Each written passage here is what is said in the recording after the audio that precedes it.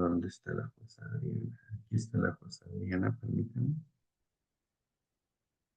Bueno, antes de darle el uso de la voz, le doy la más cordial bienvenida y voy a leer una síntesis curricular de la jueza. Bueno, la jueza Adriana Ivette Morales Chávez es licenciada en Derecho, cuenta con una especialidad en juicios orales, con una maestría en Derecho Procesal Penal, con una maestría en Ciencias Penales, doctorado en Ciencias Penales, es doctorante en Derecho Penal, tiene el máster internacional en Prevención y Tratamiento de la Violencia de Género en la Universidad de Salamanca, España.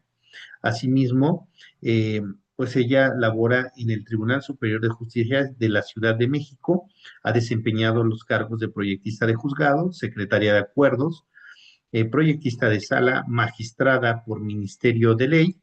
Actualmente es la juez 43º de control en el sistema procesal penal acusatorio.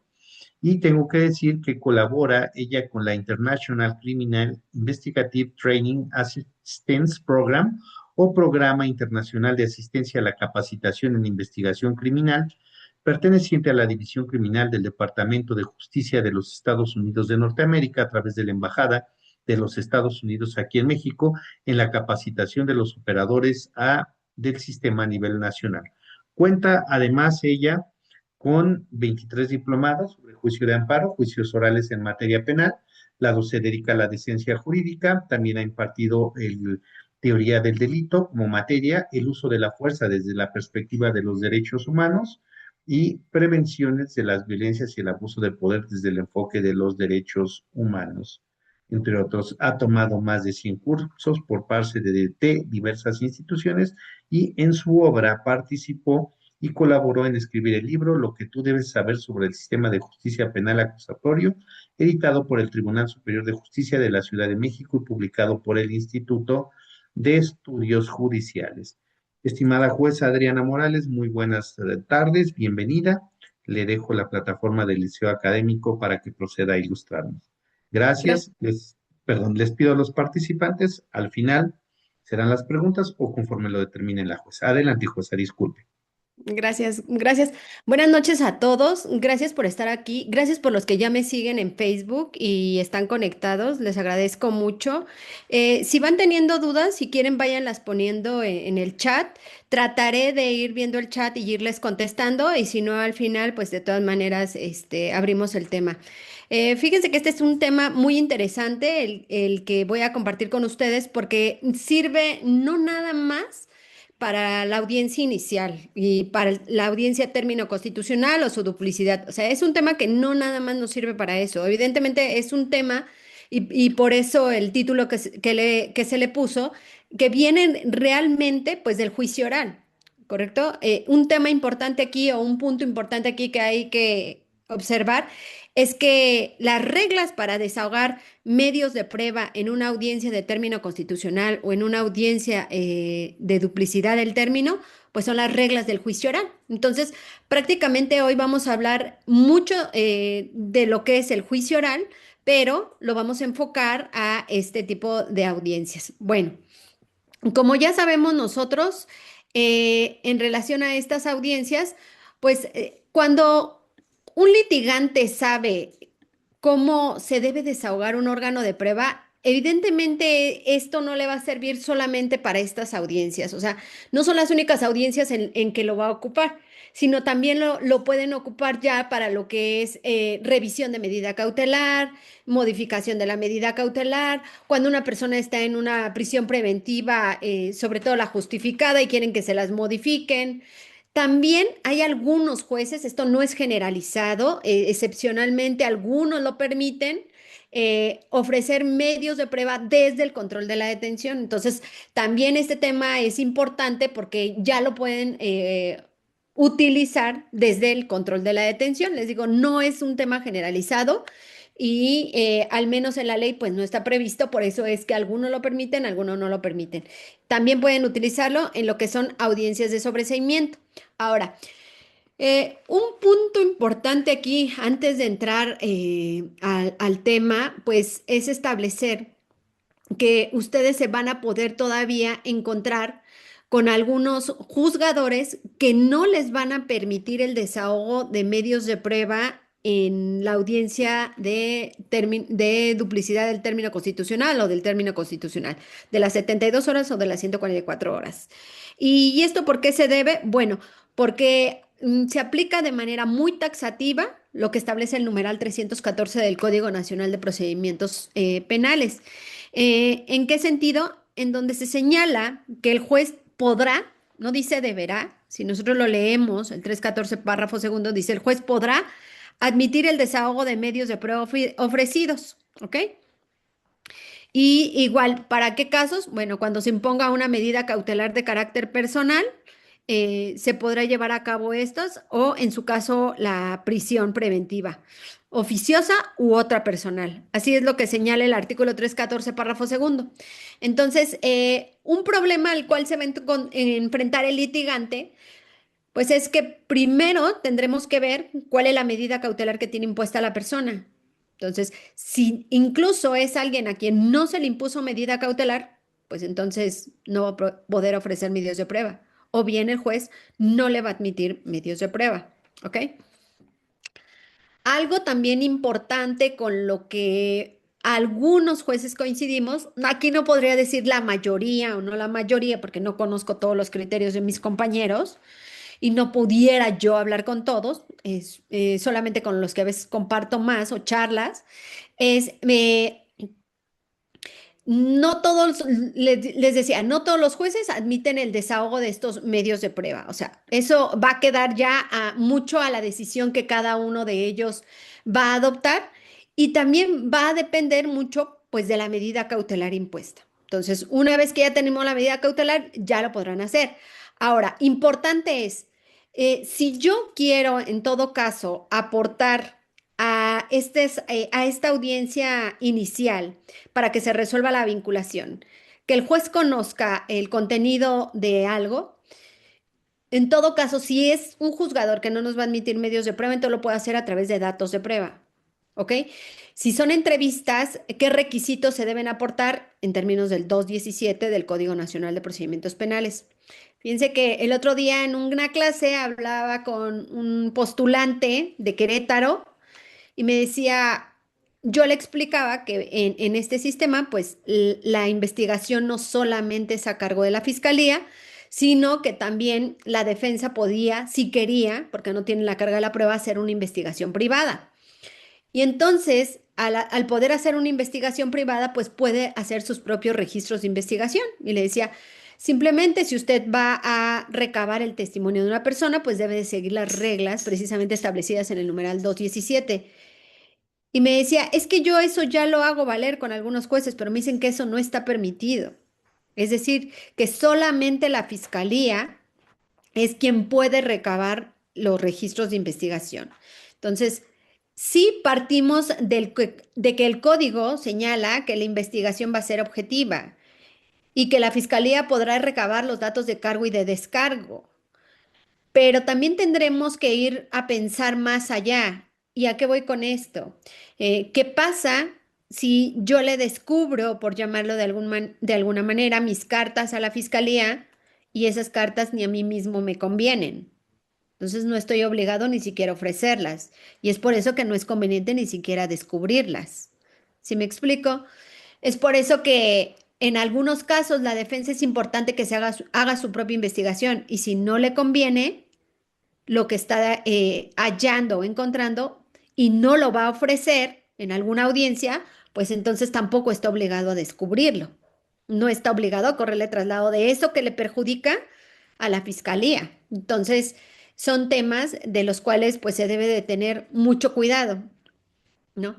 Ahora bien, sabemos que para poder llevar a cabo medios de prueba a una audiencia, bueno, si se llaman, llámese testigos o llámese peritos, es importante mencionar que se deben de realizar registros y que de estos registros debe de haber un descubrimiento previo a la audiencia.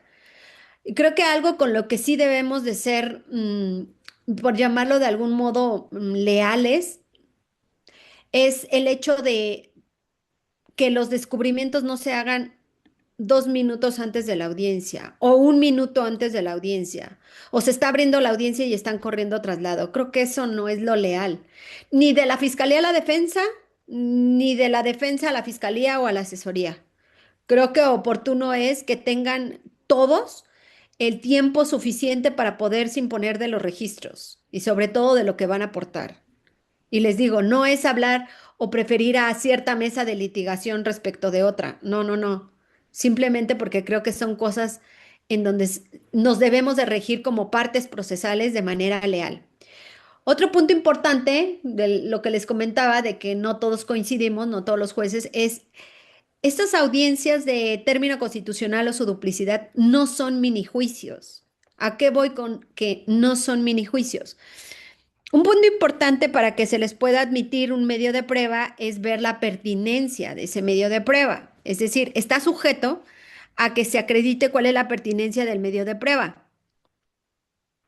Fíjense, el 315 señala, la continuación de la audiencia inicial comenzará con la presentación de los datos de prueba aportados por las partes o, en su caso, con el desahogo de los medios de prueba que hubiera ofrecido y justificado.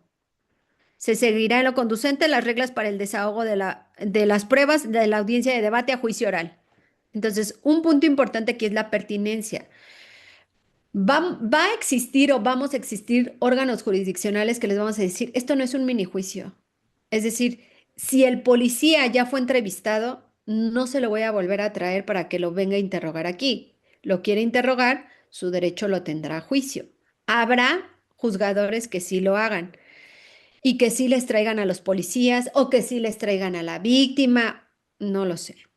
Hay otros que no lo hacemos porque les decimos, esto no es un mini juicio y con base en eso vamos a resolver. Recordemos que la manera para que, o los requisitos para emitir una vinculación a proceso, nada más es ver si los datos de prueba que tiene la fiscalía o los registros que tiene la fiscalía dan como para que se continúe con una investigación complementaria. Nada más.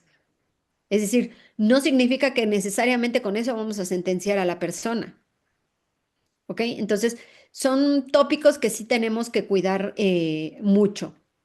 Ya en su caso, bueno, podemos hablar de delitos. Ahora, un aspecto importante aquí es cuando yo llevo órganos de prueba ante un juzgador para que resuelva sobre la vinculación a proceso de una persona, tema importante es cómo hacer ese interrogatorio, qué información deberá contener ese interrogatorio para poder aportar esa información que sea esencial al juez.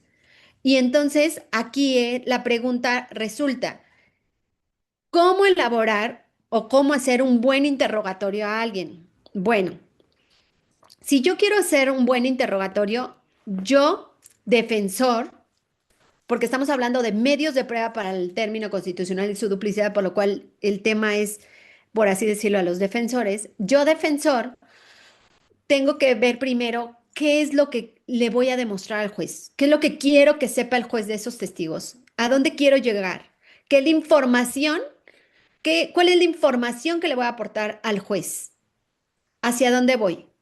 Y para poder llegar a ese punto, hay dos temas que son importantes y torales que como defensores debemos de saber manejar.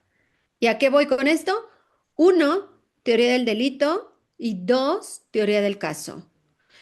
¿Y por qué teoría del delito es tan importante? Bueno, si nosotros leemos los requisitos del numeral 316 en su fracción tercera, se establece que obren datos que establezcan el hecho que la ley señala como delito y la probabilidad de que la persona lo cometió. Y el siguiente supuesto señala, y que no haya causas de extinción de la acción penal o excluyentes del delito. Al hablar el artículo 316 de excluyentes del delito, en consecuencia nos está hablando de teoría del delito, porque ¿cuáles serían las causas que excluyen el delito? Y entonces ahí vamos a ver atipicidad, causas de justificación y causas de inculpabilidad. O sea, sabemos que no estamos analizando o que no estamos haciendo una resolución a nivel de sentencia. Claro, eso me queda claro. Sabemos que el estándar probatorio no es igual al nivel de una sentencia, también lo sabemos.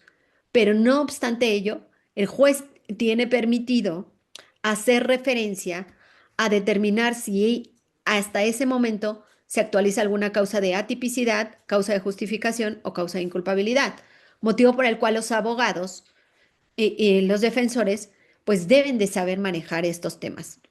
¿A qué voy? Bueno, eh, de hecho, es algo conocido por nosotros que para poder emitir una sentencia condenatoria, pues el fiscal tiene que acreditar una conducta típica, antijurídica y culpable como elementos, un injusto penal culpable, como se define incluso por el maestro Ricardo Ojeda Gándara, ¿no? Y en este punto, pues nosotros, la fiscalía, evidentemente, para poder en su momento obtener una sentencia condenatoria, debe tener pleno conocimiento, por ejemplo, de qué elementos conforman la tipicidad, ¿no? ¿Cuáles son los elementos objetivos, subjetivos y normativos del tipo? ¿Cuáles son qué es la antijuridicidad? ¿Cómo se compone la antijuridicidad? ¿Qué es la culpabilidad? ¿Cómo se compone la culpabilidad? ¿No? Bueno, en cuanto a los elementos del tipo, a los elementos objetivos, subjetivos y normativos, bueno, sabemos que consisten en tener una conducta, un resultado, que puede ser material o que puede ser formal, un bien jurídico tutelado, que puede ser de lesión o de puesta en peligro, dependiendo, que tenemos un objeto material, ver de acuerdo al tipo penal que se vaya a analizar, si el tipo requiere alguna calidad específica en el sujeto activo, si el tipo requiere alguna calidad específica en el sujeto pasivo, el nexo de causalidad, la forma de intervención, las circunstancias agravantes, los elementos que describen estas circunstancias agravantes o las circunstancias atenuantes, también debe ser. Bueno, esos son los objetivos. En cuanto a los subjetivos, pues tenemos que ver, ¿no? El genérico y el específico. Genérico sabemos que tenemos dos, dolo y culpa. Y en el dolo y la culpa, bueno, pues sabemos que el dolo se divide en dolo directo, dolo eventual y la culpa es culpa con representación y culpa sin representación. Y también, pues debemos saber que hay elementos subjetivos específicos que no todos los tipos los requieren, solamente algunos que en su misma descripción se establecen, como los ánimos, deseos e intenciones, ¿no? Y que también existen los elementos normativos, que son aquellos en donde se requiere alguna valoración cultural o alguna valoración social, alguna valoración jurídica para poder establecerlos, ¿no? Como por ejemplo en el delito de obligaciones alimentarias, pues hay veces que nos tenemos que ir al Código Civil para saber si la persona realmente tiene la obligación de proporcionar alimentos. O, por ejemplo, para poder definir qué es una cosa mueble o qué es una cosa inmueble, todo este tipo de cosas, un bien inmueble, perdón, todo este tipo de circunstancias son las que en algunos casos nos vamos a tener que remitir al Código Civil. O también, por ejemplo, en el delito de violencia familiar, el concubinato, ¿cómo se define el concubinato? ¿Qué requisitos contempla el concubinato? Por ejemplo, estos son elementos normativos. En cuanto a la antijuridicidad, bueno, es a contrario sensu. La fiscalía tendrá que demostrar que no está establecida ninguna causa de justificación. Y en cuanto a la culpabilidad, pues entonces tendrá que demostrar que la persona tenía capacidad de culpabilidad, conciencia de la antijuridicidad y que le era exigible una conducta diversa a la que realizó. Ahora, pero ¿qué pasa si yo soy defensor, ¿no? Entonces, bueno, si yo soy defensor, tengo que ir estructurando alguna causa de atipicidad, alguna causa de justificación y alguna causa de inculpa o de inculpabilidad. Ahora, ojo, algo que yo siempre les digo, y esto aplica no solamente al juicio, aplica en todas las audiencias que haya desahogo de medios de prueba. A una audiencia no se puede ir a pescar. Es decir, a una audiencia no se puede ir sin preparar al testigo o sin preparar sobre qué voy a hablar. ¿Y a qué voy con esto? No es a ver qué resulta. Tampoco les estoy diciendo con esto, porque pasa mucho en audiencia y luego los abogados, los jueces se molestan, pero ahora no solo los jueces se molestan, ahora los órganos federales están reponiendo mucho las audiencias iniciales, ¿no? El hecho de no ir a leer a las audiencias, es decir, de preparar argumentos, de abstraerlos mentalmente y ir y invocárselos al juez para que el juez nos pueda entender, ¿no? Pero esa preparación implica un estudio del asunto. ¿Y por qué todo esto? Bueno, porque desde que nosotros planteamos la teoría del caso, como defensores debemos saber hacia dónde estamos caminando. ¿A qué voy con esto? Si voy a promover alguna causa de atipicidad, ¿cuál va a ser la causa de atipicidad? Ausencia de conducta, falta de alguno de los elementos del tipo, ¿cuál va a ser? Si es una causa de justificación, ¿cuál? Defensa legítima, estado de necesidad, justificante, ejercicio de un derecho, cumplimiento de un deber, ¿cuál va a ser? Y si es alguna causa de inculpabilidad, ¿cuál sería esta? El error de prohibición, la no exigibilidad de otra conducta, ¿cuál sería? Entonces, todos estos temas es algo que como defensores deben de manejar bien. Ahora, punto importante, pues es que ya todos tenemos los mismos elementos. ¿Y por qué digo que todos tenemos los mismos elementos? Pues porque nos remite al 405 del Código Nacional. Me queda claro que en Ciudad de México pues lo tenemos en el 29 del Código Penal, pero allá ahora todos lo tenemos de manera uniforme en la materia adjetiva, algo sustantivo, no lo metieron a lo adjetivo, y lo tenemos en el 405 del Código Nacional. Entonces, punto importante, pues entonces todo lo tenemos unificado y todos sabemos a qué nos tenemos que referir. ¿Y por qué todo esto? Bueno, porque precisamente cuando nosotros vamos a ir a una audiencia y les decía, va de la mano teoría del caso con teoría del delito, pues debemos tener ya una estructura de qué es a lo que vamos a ir a plantearle al juez, hacia dónde vamos a ir, para qué vamos a ver que no nos vincula a proceso, qué es lo que vamos a aportar. Estamos hablando en lo específico de medios de prueba. Sabemos que no se reduce a los medios de prueba, evidentemente. Sabemos que los argumentos que ustedes pueden hacer pueden ser un sinfín, desde nulidades probatorias, desde prueba ilegal, desde contradicciones que ustedes les quieran hacer valer. Obviamente ya dependerá del juez y los argumentos y los criterios federales que existan, que el juez diga, a este nivel lo analizo y lo tomo en consideración o que les digan no. Y hay criterios federales que establecen algunos en tesis aisladas que aunque tenga dos versiones yo puedo vincular o que no es el momento procesal para confrontar los órganos de prueba. Pero a lo que voy es, estas audiencias no se reducen, ¿no? O exigen forzosamente el desahogo de medios de prueba. Ahorita porque el tema así lo opera, pero no se reducen solamente a eso. Y este es el punto porque digo, la teoría del caso es importante porque ustedes se tienen que estructurar un punto, es hacia dónde voy.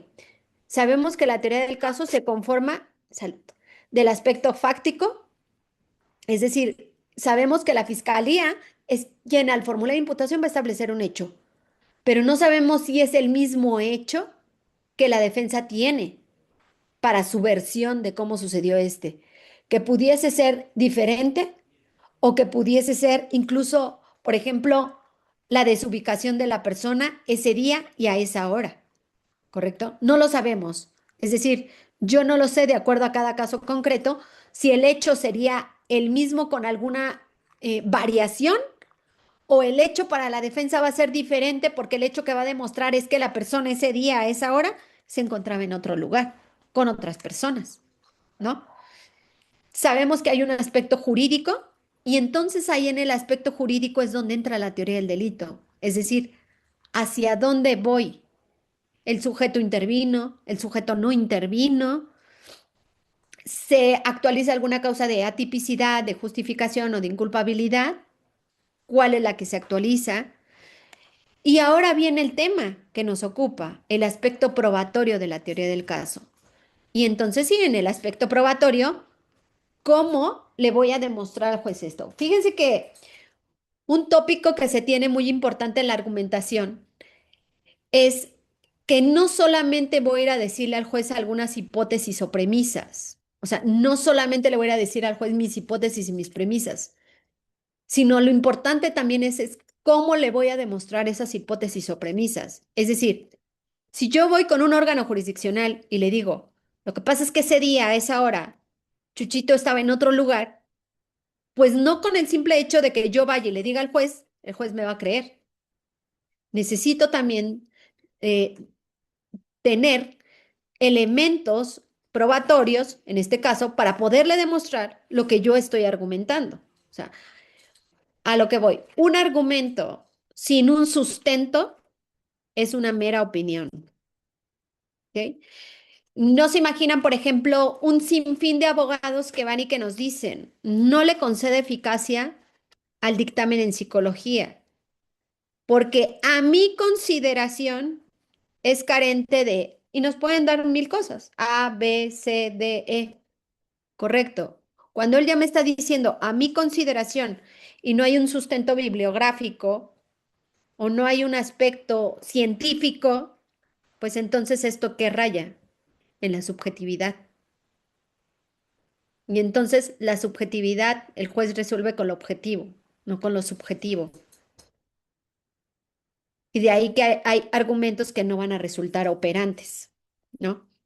Entonces, ese tipo de cosas lo tenemos que ver. Por eso les decía, un argumento sin un sustento, pues podría ser una mera opinión. En algunos casos nos resulta así, porque en algunos casos los argumentos que realizan, pues son acordes a lo que se está observando, ¿no?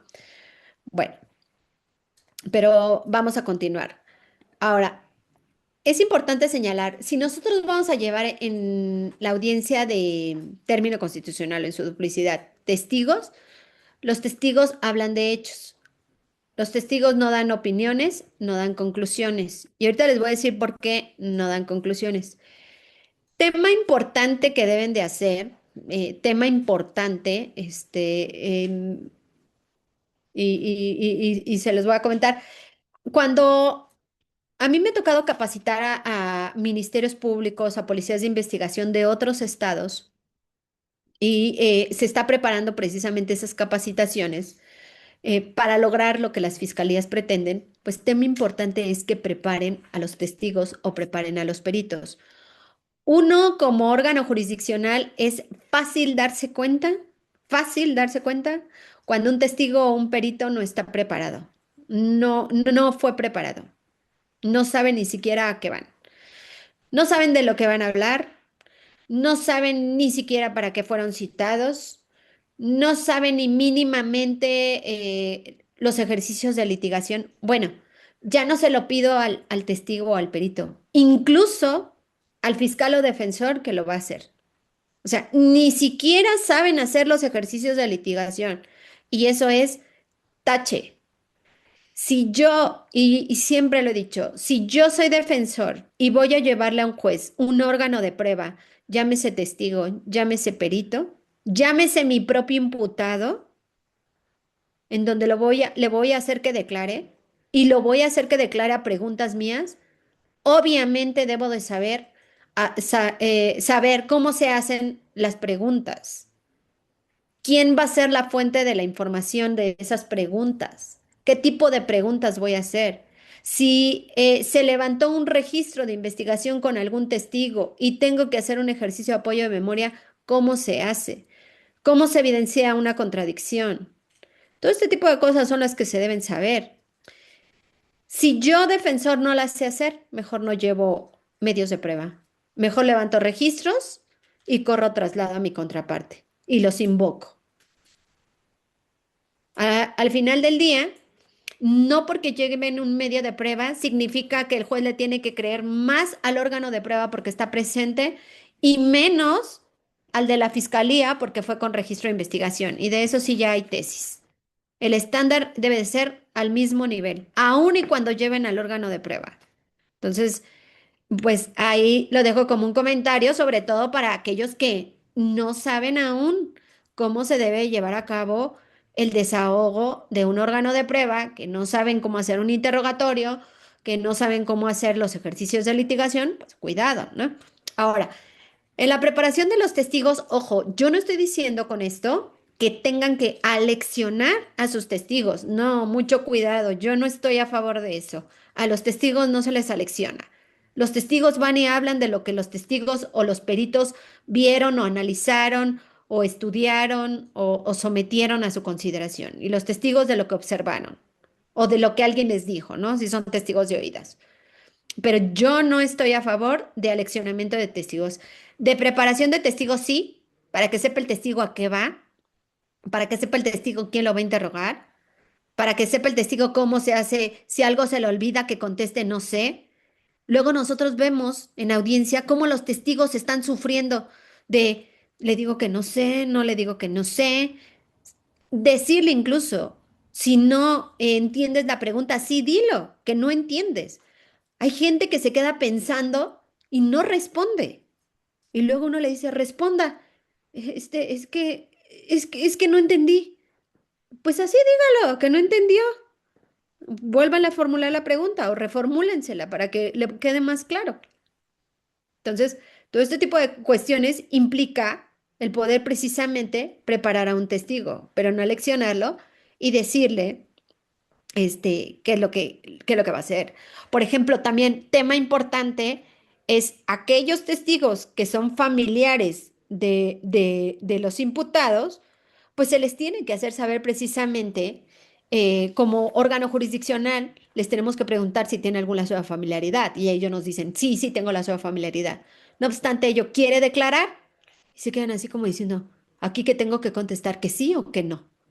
Y si digo que no, ¿qué pasa? Y si digo, o sea, ¿saben? Es como un choque mental de ellos porque dijeron, ay, como que esto no me lo dijo el defensor. ¿Sí me explico?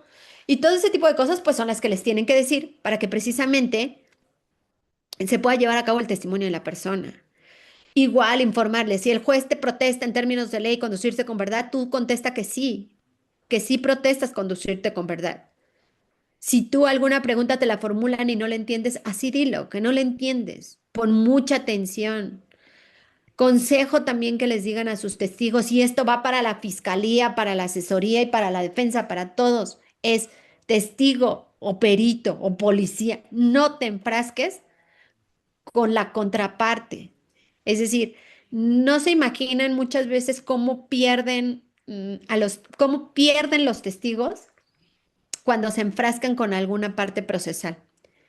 Porque tal parece que ya se están peleando con el defensor o peleando con el fiscal y en esa pelea ya ni siquiera están razonando lo que se les está preguntando.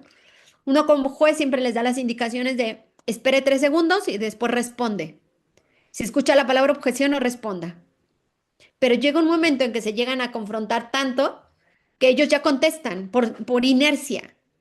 Pregunta, respuesta, pregunta, respuesta. Y por más que el defensor, que es la persona que lo ofreció, quiera objetar, ya no puede porque ya respondió.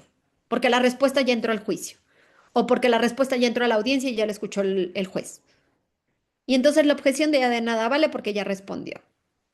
Entonces, todo ese tipo de cosas son lo que tienen que preparar y explicarles la importancia que tiene que esperen 3 segundos para que ustedes tengan la oportunidad de objetar alguna pregunta de la contraparte que no es conveniente o que está mal formulada o mal estructurada o que va más allá de lo que el testigo ya dijo fuera del alcance de lo que dijo en una entrevista.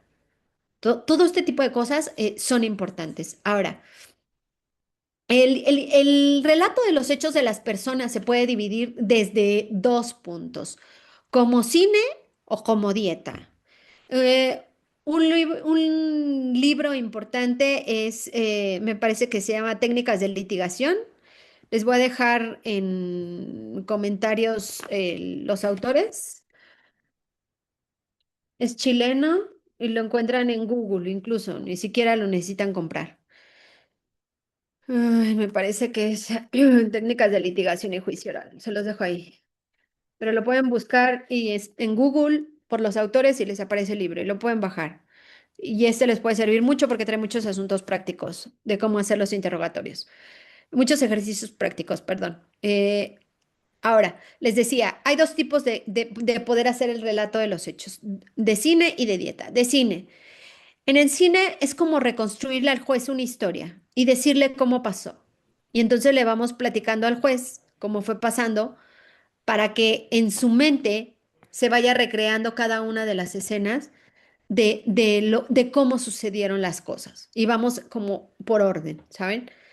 En el aspecto, en el tipo de relato de dieta, no.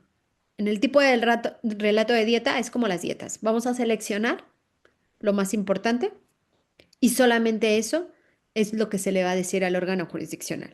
Ahora, un punto toral aquí es, no debemos de llenar de información al juez y sobre todo información que no es relevante. Sabemos que tenemos tres tipos de testigos, por llamarlo de algún modo, ¿eh? Y esto lo digo por la práctica. El que no va a hablar, el que no va a cooperar, el que no va a querer participar con ustedes, el que va a hablar e incluso va a platicar de más y de lo que no le interesa al juez y no es el tema sobre el que está yendo, y el que solamente va a ir a responder lo que se le pregunta, ¿no? El que es muy preciso, muy concreto, muy adecuado, o sea, que casi son la mayoría. Entonces, es importante señalar, a lo que les decía, es no debemos de llenar al juez de información que no es relevante, porque si no también, al igual que todos, los jueces empezamos a pensar en otra cosa y a no ponerle atención a lo que está diciendo, ¿no? Entonces, ahí debemos de cuidar mucho, que la atención esté focalizada en lo importante. Y entonces, solamente la persona tiene que ir a dar la información prescindible. Y entonces, cuando el testigo está hablando y vemos que un testigo empieza a hablar de más y empieza a decir cosas que no son importantes, y llámese hombre, llámese mujer, esto no aplica a género, ¿eh? Aquí es cuidado, controlar al testigo. Es decir, si un juez les dice controle a su testigo, ¿a qué se refiere? Que el testigo ya está hablando de más y cosas que ni siquiera resultan importantes. Y entonces es testigo hasta ahí. Le voy a hacer otra pregunta. Y planteamos otra pregunta. Debemos de tener mucha capacidad de ver. Ahora, otro tópico también importante es sugerencia.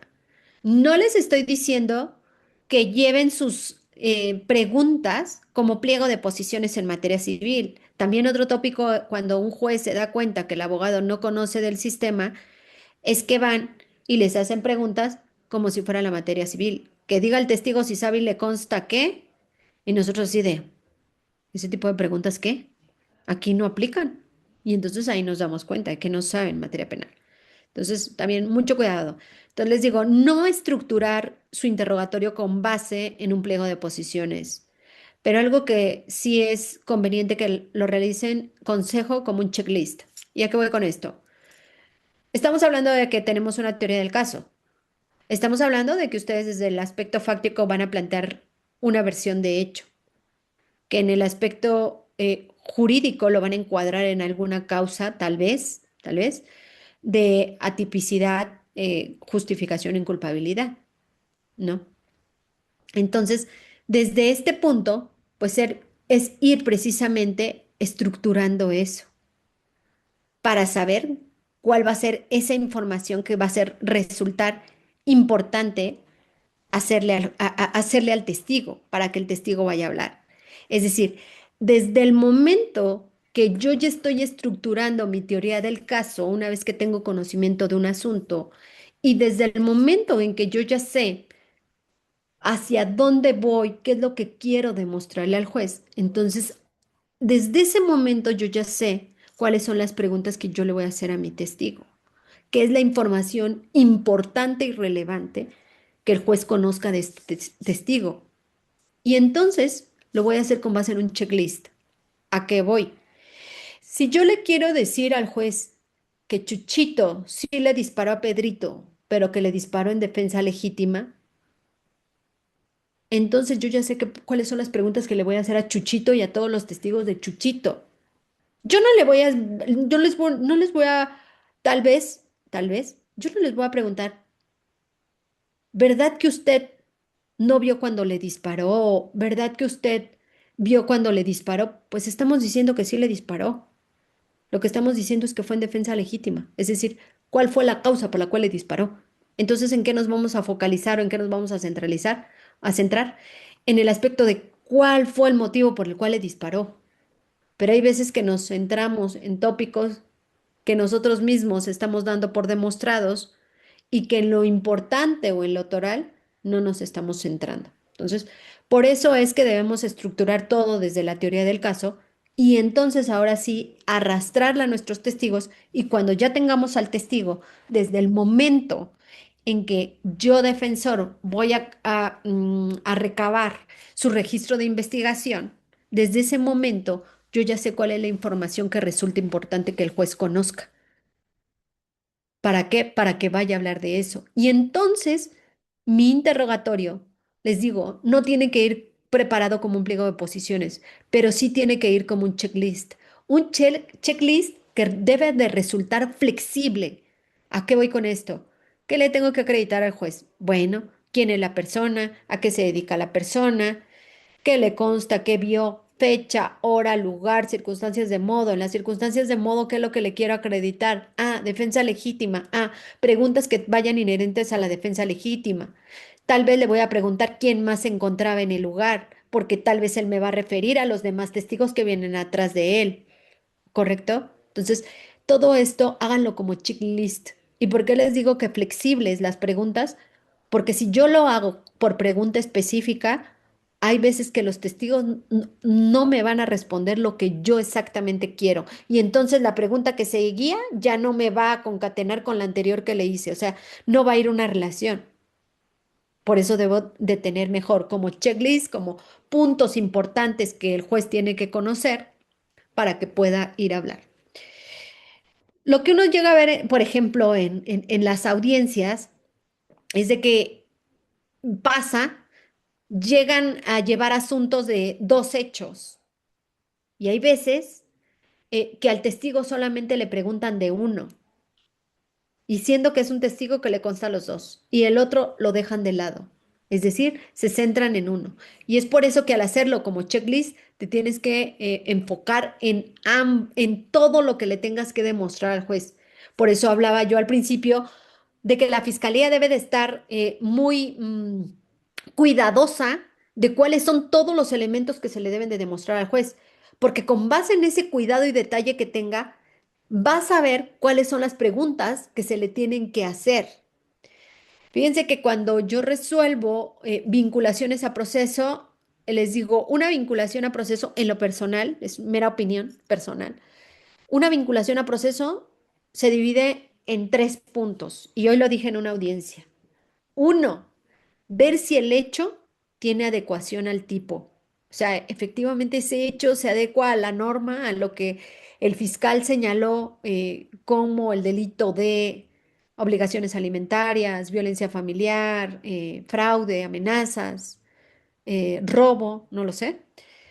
Dos, ver si efectivamente ese, hay datos de prueba que permitan establecer ese hecho que la ley señala como delito, es decir, si cuento con esos datos de prueba. Y tres, si cuento con datos de prueba que me permitan determinar que la persona es la que intervino en ese hecho. Cuando yo tengo esos tres tópicos y que no se actualiza alguna causa de extinción de la acción penal o excluyente del delito, puedo vincular. Pero cuando alguno de los tres me falta, pues es una no vinculación, ¿no? Y muchas veces llega a pasar que desde la formulación de imputación el juez ve el hecho y dice, este hecho no se adecua a la norma. O sea, por ejemplo, no constituye amenazas.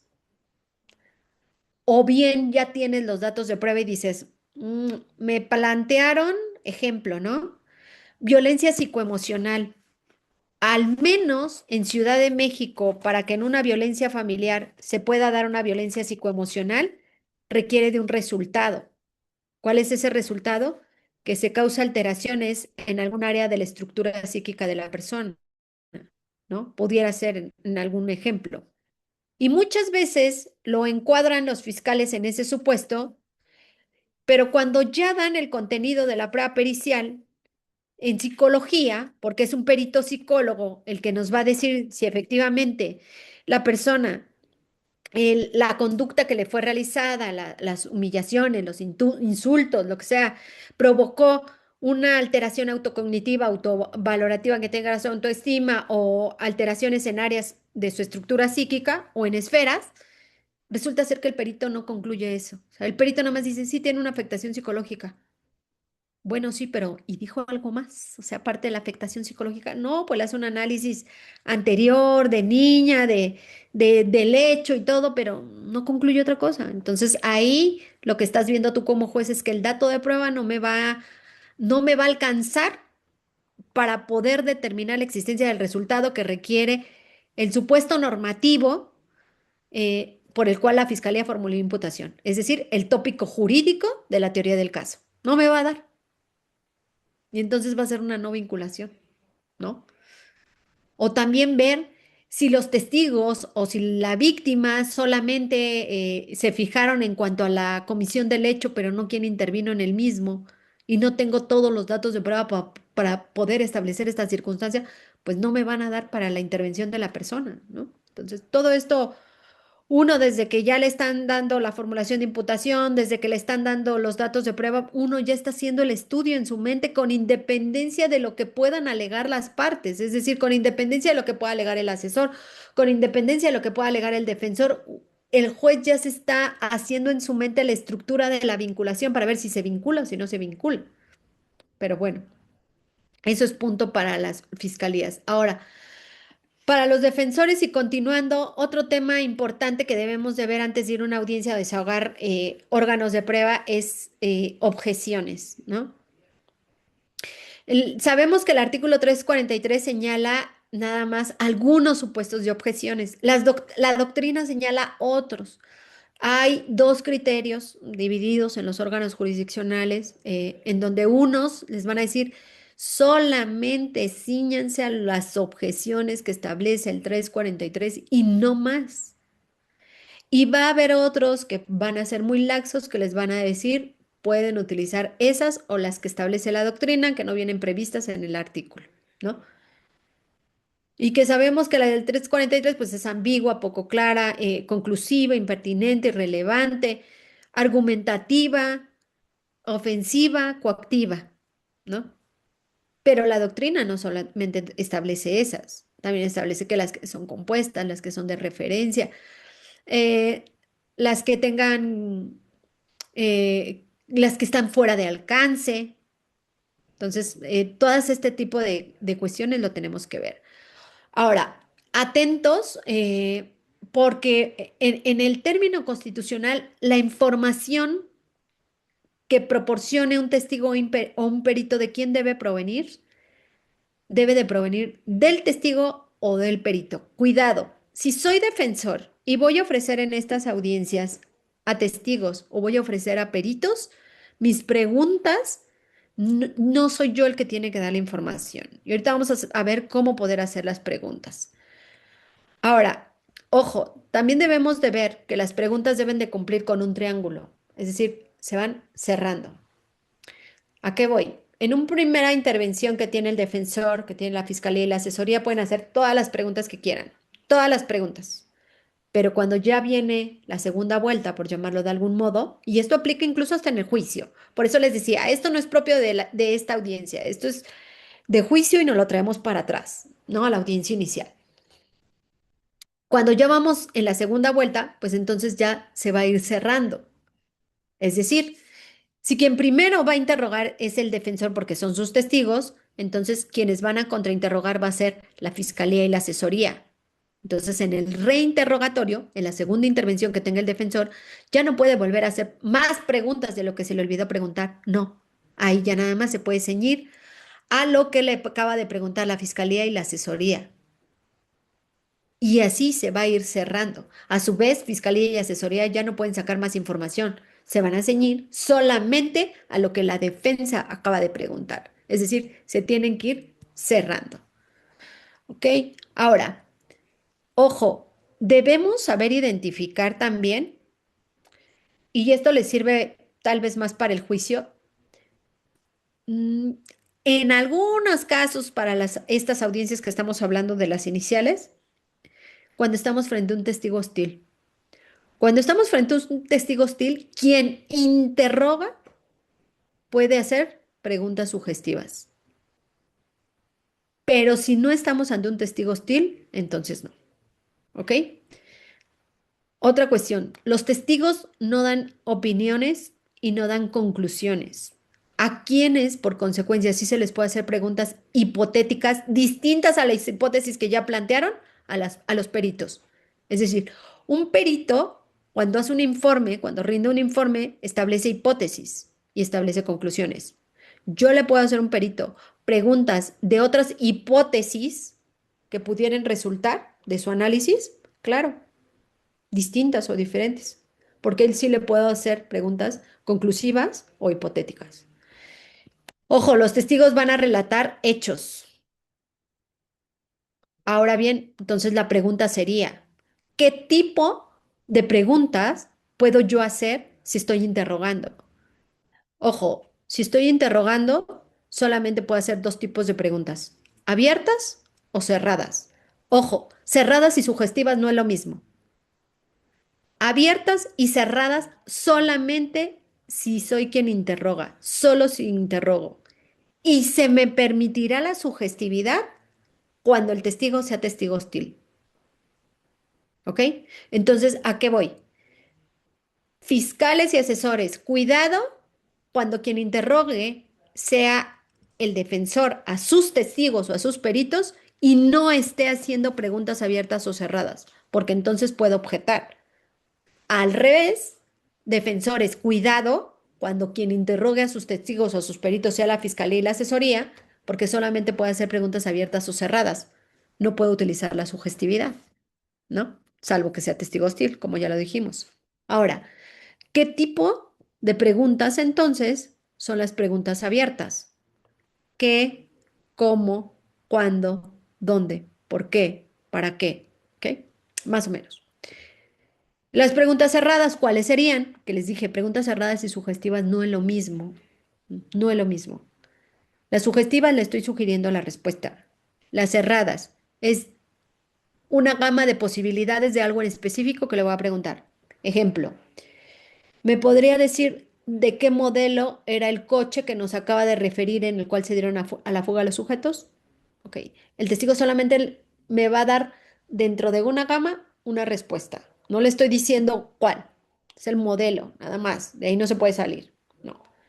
¿De qué color era el coche? ¿De qué año estamos hablando? ¿Cuál era la fecha? La pregunta es cerrada. Es un tópico muy específico. La fecha, el color, ¿de qué documento nos está hablando? Es un tópico cerrado, ¿saben?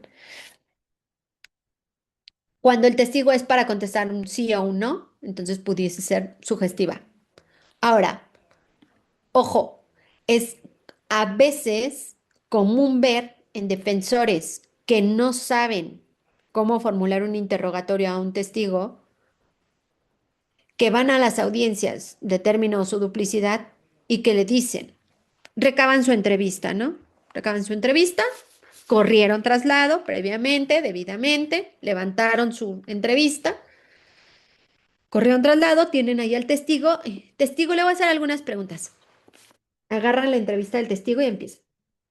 Testigo, ¿verdad que usted dijo que el tal fecha usted vio cómo Pedrito le disparó a Juanito? Y el testigo responde, sí. ¿Verdad que usted dijo? Y empiezan a decir, ¿y verdad que usted dijo? ¿Y verdad que usted dijo? ¿Y verdad que... No, perdón. La información, ¿quién le está dando? No le está dando el testigo. El testigo ya la dio en un registro. Pues si es así, mejor incorpórenla por el registro de investigación. ¿Para qué llevan al testigo? Para que diga sí a todo lo que ya dijo en el registro. No, esa no es la forma. Si voy a llevar al testigo, entonces la información de quién debe de provenir del testigo. Y entonces, ¿qué tipo de pregunta le voy a hacer? Abiertas. Que el testigo me diga qué día, cómo, cuándo, dónde, por qué, para qué, cómo fue y qué más pasó y qué sucedió. Les digo, esto es como un chisme. Cuenten, hagan que el testigo lo cuente y que lo cuente bien. Que dé esa información que sea relevante que el juez tenga que conocer. Entonces, hay mucho cuidado en que la información no tiene que provenir del defensor cuando estamos hablando de estas audiencias de término constitucional o su duplicidad. Que la información de quién tiene que provenir del testigo. Y entonces, ¿qué pregunta le tengo o le puedo hacer? Abiertas o cerradas. Ahora, otra cosa también importante es que tengo que legitimar al testigo. Tengo que saber quién es el testigo, qué se dedica, todo eso, ¿no? Y ya posteriormente, pues entonces así, ahora sí, relátenos los hechos, porque está aquí, para qué fue citado. Usted ya rindió una entrevista, cuéntenos qué fue lo que usted dijo, qué le consta, qué vio, cómo lo apreció, por qué nos viene a decir esta información. Bueno, ¿correcto? Eh, en las preguntas de legitimación se deja a su consideración si creen conveniente, por ejemplo, decir si tiene algún interés en el proceso, si tiene algún tipo de enemistad para con la víctima,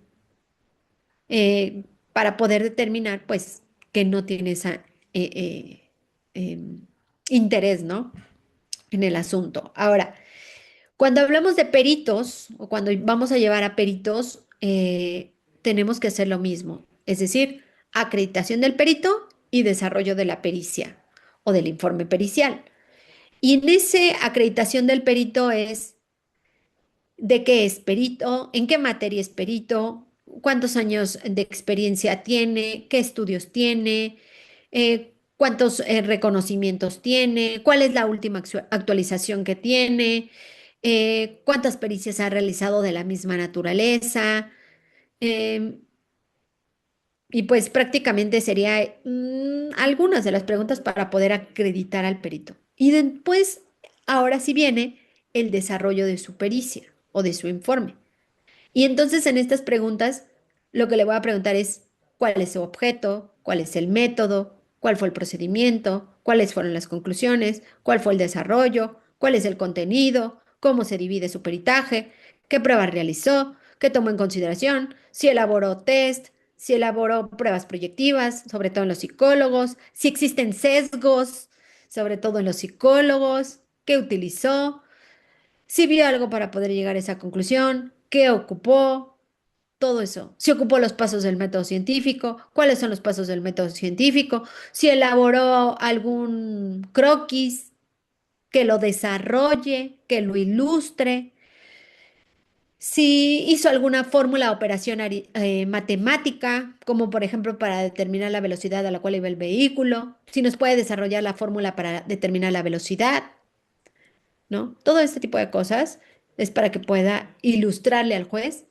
el desarrollo del peritaje, ¿no? Y hacerle las preguntas correspondientes. Y ahora, ¿qué tipo de preguntas podría hacerle la contraparte a sus testigos y peritos? Ah, bueno, si yo soy fiscal o soy asesor, le puedo yo hacer preguntas abiertas, cerradas y sugestivas. Es decir, de las tres. Yo sí tengo permitido. ¿Por qué? Porque voy a contrainterrogar. Entonces, yo sí como contrainterrogador puedo hacer abiertas, cerradas y sugestivas. Cuando yo soy defensa y entonces el fiscal es de quien está interrogando a sus testigos, que esto es en el juicio, esto no es en las audiencias que estamos hablando, entonces sí, si yo soy defensa y voy a contrainterrogar a la víctima, puedo hacer preguntas abiertas, cerradas y sugestivas, ¿no? Entonces, bueno, ahora, eh, una pericial, una prueba pericial, se puede venir, por ejemplo, abajo, la pueden echar abajo. ¿Por qué? Por la forma en cómo se realizó y por el fondo que contiene, ¿no? Así como la capacidad que tiene el perito. ¿Qué tipo de preguntas pueden echar abajo periciales? Perito nos puede decir si su peritaje tiene margen de error. Los peritos, algunos que no saben bien, dicen sí, sí tiene margen de error. Nos podría dar el margen de error y ahí es donde dicen, no, ya no puedo decir en qué porcentaje, pero sí puede tener margen de error. Entonces, ¿qué quiere decir eso? Pues que el juez no lo va a convencer. Entonces, debemos de tener mucho cuidado con los peritos en relación a esto. En relación también, cuando escojan a sus peritos, deben de tener mucho cuidado en el conocimiento que tiene, ¿no? Todo este tipo de cosas, pues debemos de tener cuidado. Como les decía, a los peritos sí son a los únicos a los cuales les pueden hacer preguntas distintas como hipotéticas o conclusivas, otras hipótesis u otras conclusiones, ¿no? Ahora, sugerencia. Si ustedes van a llevar a estas audiencias de las que estamos hablando, de la audiencia inicial, documentos, fotos y videos, mucho cuidado. Si son documentos y si son muchos documentos, ordénenlos, ordénenlos. No se pierdan en información, no lleven documentos de más. No saben a cuántas audiencias he entrado personalmente en donde me quieren dar información y se pierden en tantos documentos que llevan, se pierden en que llevan argumentos estructurados, se pierden en que llevan documentos que van a desahogarse, en que llevan entrevistas, pero todo lo llevan tan revuelto y no tienen un orden que no saben, se pierden en todas las hojas. Sugerencia, toda la mesa es de ustedes. Si es necesario que ocupen toda la mesa y pongan, este lado están mis argumentos, de este lado está el testigo que voy a interrogar, de este lado están los peritos, de este lado están los documentos que se van a utilizar y de este lado las fotografías y de este lado el video, ocúpenla toda la mesa es de ustedes, pero no se pierdan en información porque ha pasado que luego ya de tanto documento que tienen, no saben ni dónde están lo que iban a incorporar.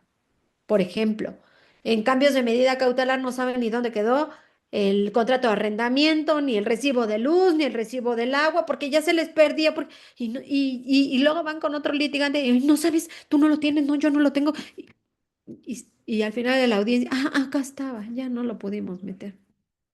Pues sí, ordenen sus documentos. Igual, no se pierdan en declaraciones, estructúrenla todo. Ahora, cuando van a interrogar a testigos o cuando van a interrogar a peritos, ustedes deben de saber y conocer bien cuáles son sus debilidades y cuáles son sus fortalezas. Sugerencia, ustedes mismos mm, evidencien primero la debilidad de esa persona y después súbanlo con su fortaleza.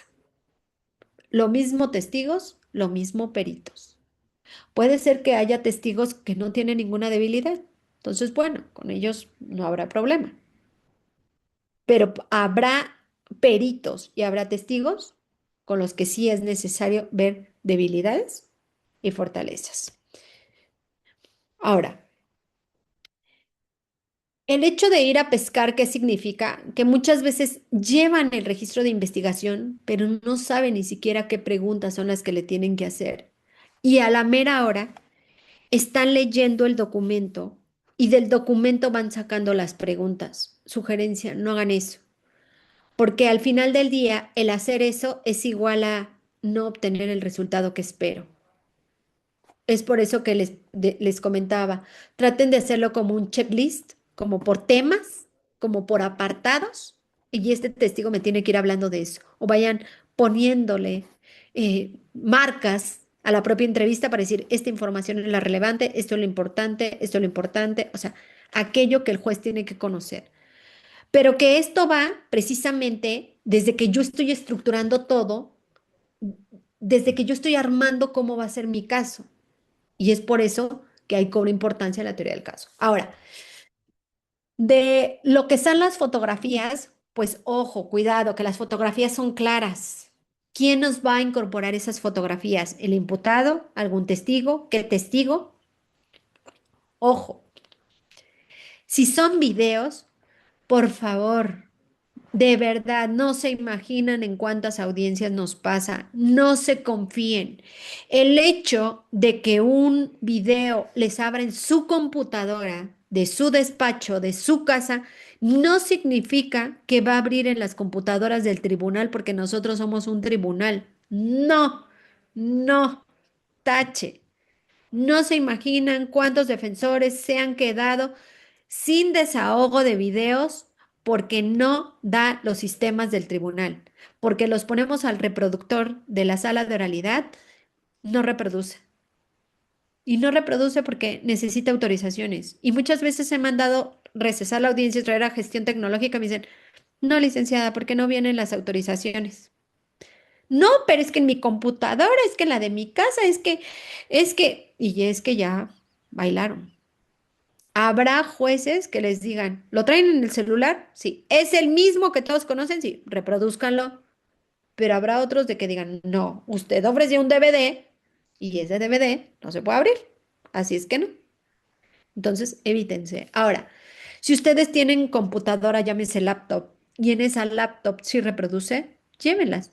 Si el juez se los autoriza, adelante. Porque también dice que si nosotros no tenemos los medios, pues ustedes podrán aportarlos. Entonces, lleven eso para que se los autorice. Y en todo caso, se puedan reproducir videos. Ahora, otro dato importante es los ejercicios de litigación. Apoyo de memoria, evidenciar contradicción, superar contradicción. Para poder realizar estos tres, no son los únicos que se permiten porque también se permiten las aclaraciones y en las aclaraciones pueden entrar cuando les hacen preguntas a los testigos de algo que están diciendo que no dijeron en la entrevista. O sea, esto que nos acaba de decir, ¿dónde lo dijo en su entrevista? Cuando los testigos declaran más allá de lo que dijeron en la entrevista y quieren hacer este tipo de aclaraciones por información que omitieron decir cuando rindieron la entrevista, ¿no? Entonces les digo, no, no son los únicos ejercicios, también el artículo permite las aclaraciones. Ahora, cuando vamos a hacer ejercicios de litigación de apoyo de memoria, evidenciar contradicción y superar contradicción, punto importante, sentar bases. Aquí sí les voy a decir, no está definido. El código evidentemente no nos dice un artículo de cómo se deben sentar las bases. Esto lo traemos de la doctrina, ¿no? Lo traemos de la doctrina chilena y luego los chilenos para nosotros porque sabemos que nuestro código procesal es en parte creación de algunos autores y en parte copia de códigos de otros países, ¿no? Porque ustedes pueden abrir códigos de otros países y me dicen, oh, esto me suena conocido. ¿Dónde lo vi? ¿Dónde lo vi antes? ¿Dónde lo vi antes? Pues en nuestro código. Entonces, punto importante, sentar bases. ¿A qué voy con sentar bases? Si yo voy a hacer un ejercicio de apoyo de memoria, ¿cómo se hace el ejercicio de apoyo de memoria? Bueno, para poder hacer un ejercicio de apoyo de memoria es porque ya le hice una pregunta al testigo o al perito y me dijo, no recuerdo. Respuesta importante para apoyo de memoria, no recuerdo. Ah, bueno, entonces eh, vamos a hacer un ejercicio de apoyo de memoria. Testigo, respecto de esto que nos está narrando, ¿usted ya había rendido antes una entrevista? Sí. ¿Ante quién la rindió? Si soy el defensor, pues puede decir que la diga. Pues ante usted o ante diverso defensor, o en su despacho, ya lo dije. Y aquí les voy a hacer un paréntesis.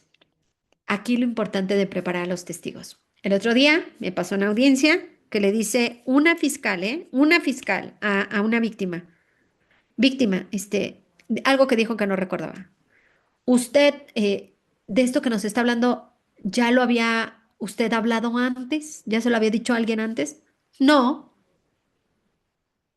Y se me queda viendo el fiscal así como diciendo, Mocos, ¿y ahora qué le pregunto? ¿Cómo hago el ejercicio? Si ya me dijo que no lo había dicho antes. Y le dice, ¿usted no fue antes al Ministerio Público? Sí, hace mucho, mucho. ¿Y sabe qué fue lo que le dijo? No. Dije, no, bueno, dije, esas son las consecuencias de no preparar a los testigos, de no decirles, si algo se te olvida, tú no te preguntas, no te preocupes, yo voy a hacer ejercicios. Lo que te voy a preguntar es si esto que estás diciendo tú ya lo habías platicado antes o lo habías declarado antes, tú di que sí, a mí o a fulanito o así. Eso es la cuestión de la preparación. Bueno, cerrado el paréntesis, seguimos en el apoyo de memoria. Es testigo, usted esta información que está virtiendo, ya lo había dicho antes, sí. ¿Ante quién? Ante el fiscal o el defensor, ¿no? Supongamos. Ok. eh, si usted tuviera a la vista esa entrevista, ¿la reconocería? Sí. ¿Por qué la reconocería? Por mi firma, por mi huella, porque yo la rendí, porque está mi información, en lo que quiera responder. Ok. Entonces, pedimos autorización al tribunal para hacer el ejercicio, subrayamos con marca textos la parte que no está recordando y entonces corremos traslado a la asesoría, corremos traslado a la defensa. Si somos la defensa, corremos traslado al MP, a la asesoría y nos vamos con el testigo. Primero que nada, testigo de manera genérica, dígame qué tiene a la vista. Ojo, ¿eh? Hay testigos que abusan, pero tienen que ponerse lista las contrapartes. Hay testigos que de manera genérica están viendo y están leyendo de nuevo la declaración. Bli, bli. ¿Para qué? Para que todo lo que se me haya olvidado, pues es un repasito, ¿no? Ojo, objeción. Y si hay partes que objetan, objeción. El testigo no me le dijeron que de manera genérica lo cheque. El testigo está leyendo su declaración. Entonces ahí cuidado. Ya lo lee de manera genérica, nos puede decir qué es lo que tiene a la vista mi entrevista, porque la reconoce por mi firma. Ok, le voy a pedir que lea para sí, ojo ahí, para sí, la parte que está subrayada en marcatextos color amarillo. Ok. Léala y apréndasela, pero recálquenselos, apréndasela. Cuando usted esté listo, me dice. Y después ahí mismo, si pueden, háganle de nuevo la pregunta. Por ejemplo, que no recuerdo las placas. Ok, entonces le subrayan las placas, le muestran lo de las placas. Ok, cuando se la aprenda, me dice, se la quitan y vuelvan a hacer la pregunta. Ya recuerdo las placas y díganoslas y que las diga.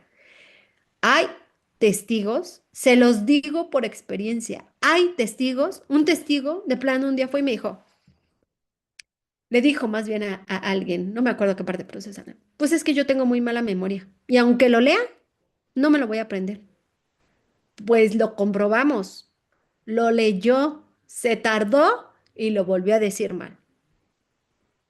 O sea, hay testigos de ese tamaño que aunque lo lean, aunque se tarden, aunque lo estén pensando, se las vuelven a hacer y lo vuelven a decir mal. Pues vuelvan a hacer el ejercicio.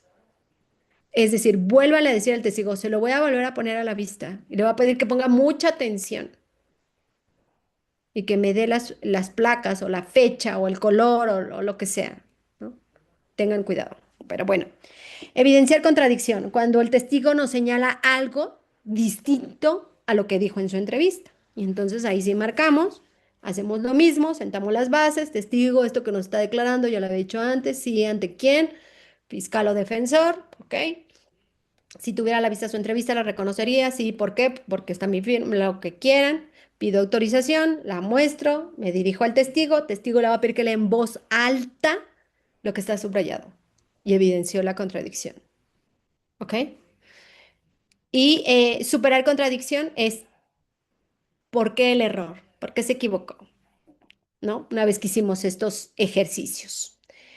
Ahora, otro tipo de preguntas que también existen para ubicar a los testigos, pues son las de introducción o las de transición. Es decir, cuando estamos hablando sobre un tema y queremos pasar a otro tema, pues entonces vamos a transitar. Entonces tenemos que ubicar al testigo, de decirle, testigo, ahora vamos a hablar de esto.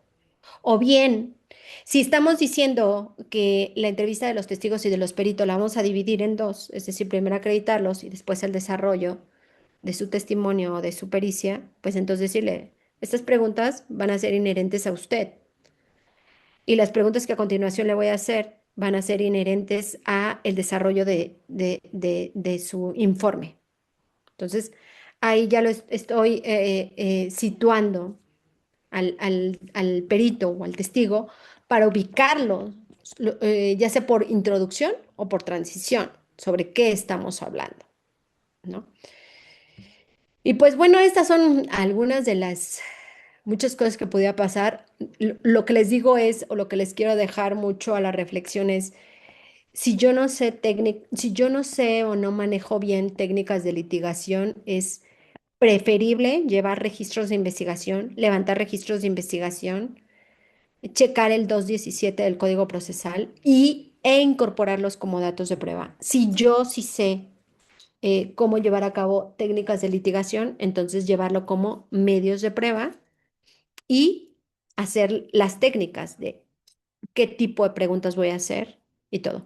Todo esto les digo, pues tiene que ir preparado desde un inicio, desde una estructuración de la teoría del caso, de la mano con la teoría del delito, y ya con base en eso, pues entonces ahora sí saber hacia dónde voy caminando para saber cuál es la información que me resulta relevante y hacia dónde la voy a encuadrar. Esa información del testigo. Acuérdense, la información que me va a dar el testigo o la información que me va a dar el perito va a ser importante para yo poder adecuarla, abstraerla en el supuesto normativo que le voy a demostrar al juez o en lo que yo le quiero acreditar al juez. Y es por eso que yo partí con lo principal o desde el inicio de esta plática les decía, punto importante que primero debo saber es hacia dónde voy, qué es cuál es la información que yo quiero darle al juez, porque con base en eso yo ya sé cuáles son el tipo de preguntas que le tengo que hacer al testigo. Y desde el momento que le estoy recabando la entrevista, yo ya sé qué información es la que resulta valiosa e importante. Es por eso que ahora la nueva tendencia de la Fiscalía de la Ciudad de México es que el fiscal que lleve el asunto desde un inicio es el mismo que lo va a llevar al juicio. ¿Eso es valioso, es importante? Sí, claro. ¿Va a funcionar? No lo sé, porque la carga de trabajo que tiene Fiscalía de la Ciudad de México es exagerada, es muchísima. Están rebasadísimos todos. Sin embargo, es lo más importante, sí, porque hay veces que a otros fiscales les dejan el asunto para juicio y viene mal estructurado desde el principio. Y eso va a ser un asunto perdido, ¿no? Entonces, pues si resulta necesario, lo mismo pasa con los defensores. Cuando retoman los asuntos a mitad, pues es bien complejo, bien difícil que lo puedan sacar adelante. Y es por eso que, no voy a hablar de este tema, pero es por eso que también es importante que tenemos a que hablar de la prueba Noel, la prueba de refutación, que es el siguiente tema que voy a tener aquí, en relación sobre todo a los que toman asuntos como defensores nuevos, ¿no? A la mitad o ya en el juicio incluso, ¿no? Entonces, esos temas también resultan importantes. Pero bueno, estos les digo nada más son algunos puntos. Gracias al maestro Félix Cárdenas que nos dejó el libro para que pudiera descargarse. Bueno, déjenme ver. Ay, si tienen preguntas, pueden levantar su manita. Ay, s- y les doy el uso de la palabra. Les doy el uso Adelante, de la palabra para participar. Perdón, es que estaba viendo si había preguntas. adelante quien Eh, tenga. Antes gracias. les doy, Claudia,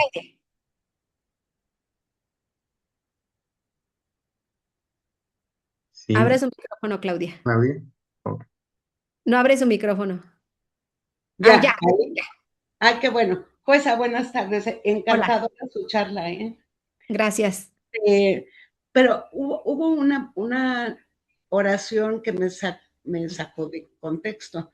Ujú. Cuando a un perito se le pregunta si es 100% seguro lo que sea, si dice que sí, está mintiendo.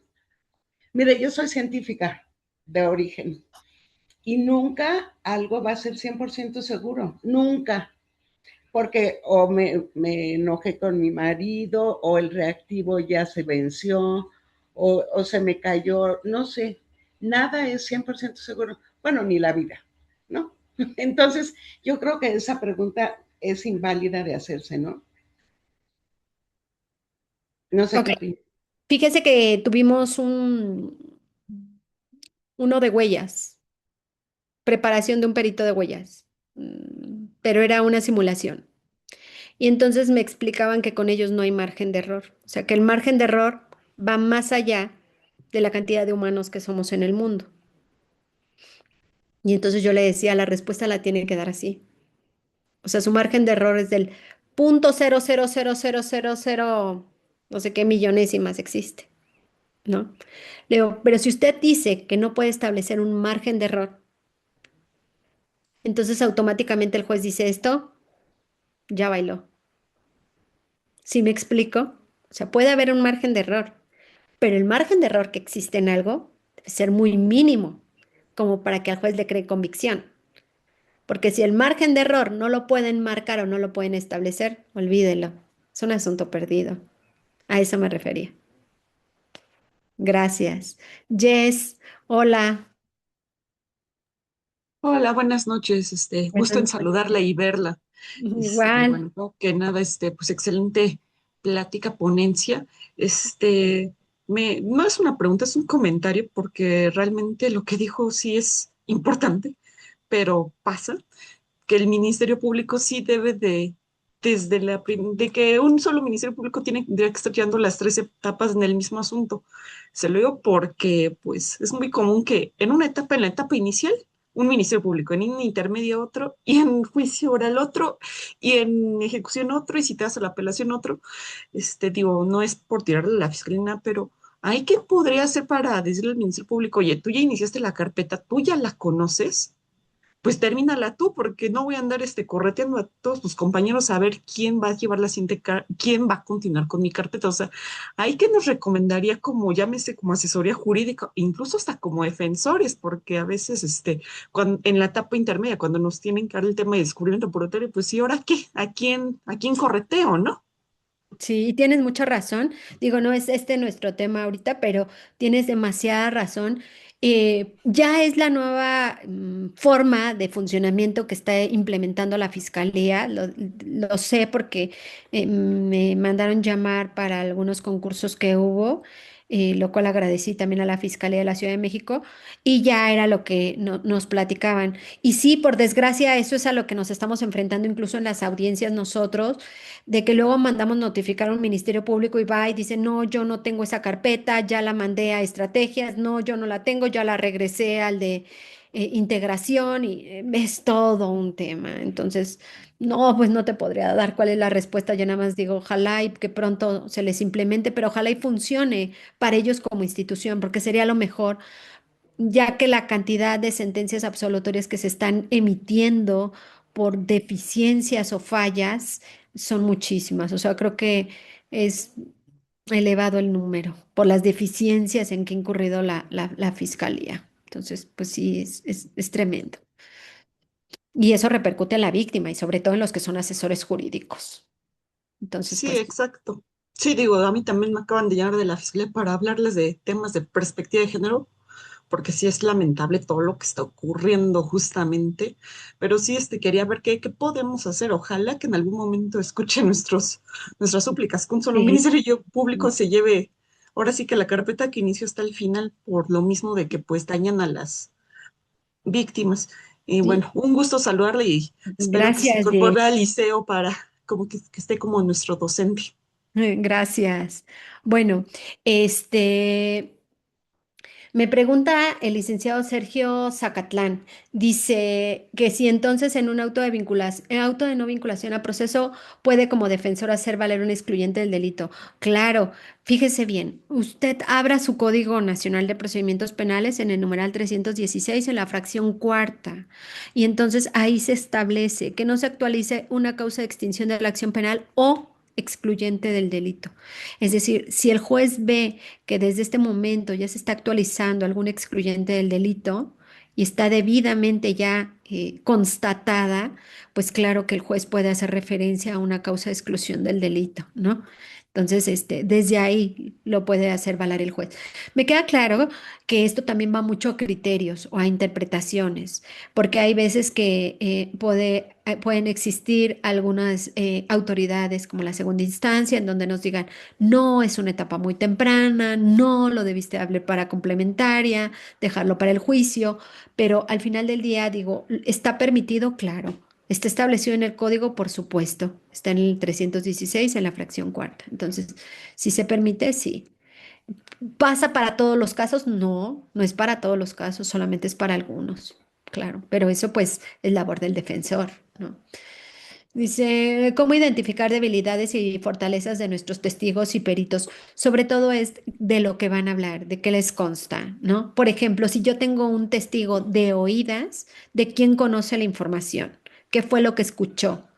¿Cuál es la fuente de esa información? Yo siempre le digo sobre todo a los fiscales, a ver, si tú fiscal tienes un testigo de oídas, entonces tráeme la fuente de esa información y el testigo de oídas me va a corroborar la fuente, lo que dijo la fuente de información.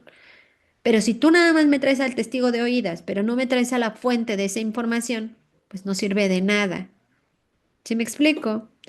Ahora, en cuestión de los peritos, por ejemplo, hay peritos que yo les llamo como los peritos de a pie, ¿saben? Es decir, para ser perito se requiere que tengan título, no, que sean especialistas en alguna ciencia, técnica, arte, oficio.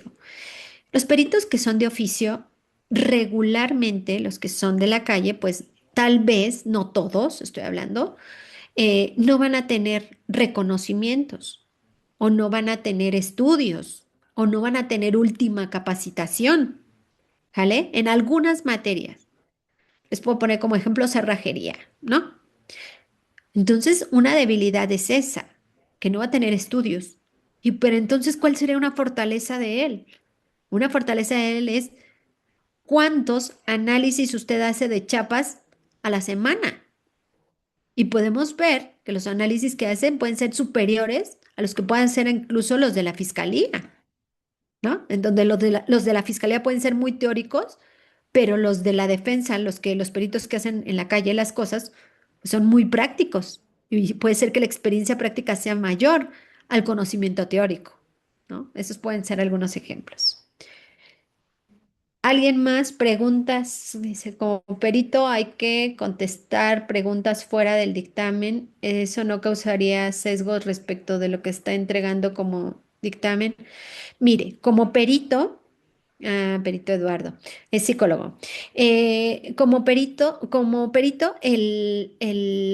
quien interroga puede hacerle preguntas distintas, es decir, plantearle hipótesis distintas a las que estableció en el dictamen.